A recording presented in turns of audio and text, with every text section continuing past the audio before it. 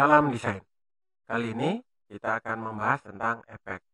Nah, efek yang ada di Adobe Illustrator jenisnya banyak. Nah, misalnya efek ada di menu di sini, tinggal kita klik di sini. Nah, di sini ada Illustrator efek dan Photoshop efek. Nah, mungkin kalau Anda sering membuka Photoshop, nah jenis-jenis yang ini mungkin sudah biasa. Nah, kalau di Illustrator jenis efeknya adalah 3D seperti extrude, revolve, rotate, atau yang lain. Seperti misalnya di sini ada drop shadow atau stylus ini. Nah, ini yang biasanya sering digunakan untuk membuat bayangan. Nah, misalnya saya contohkan membuat bintang. Nah, seperti ini. Nah, misalnya bintang ini saya ingin misalnya dia tebal. Nah, maka kita bisa pilih efek, kemudian 3D, extrude, and bevel. Nah, maka kita bisa lihat hasilnya di sini menggunakan preview. Nah, di sini hasilnya bisa diputar seperti ini. Nah, kemudian untuk pengaturannya, sudut dan seterusnya kita bisa atur di sini.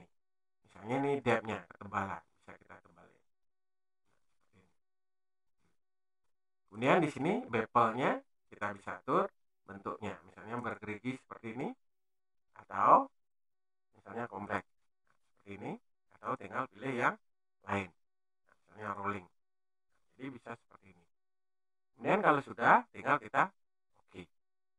Nah, inilah hasil daripada extrude yang kita berikan perintah tadi.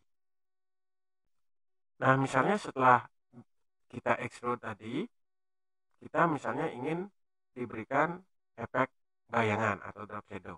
Misalnya kita pilih lagi, klik efek, kemudian stylus. Nah, di sini ada drop shadow.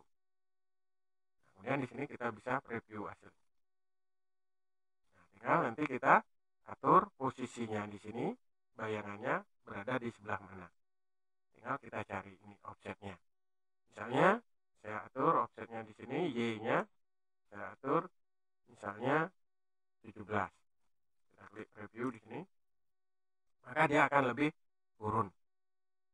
Kemudian gelap tidaknya bayangan kita bisa atur di opacity, misalnya kita atur 50.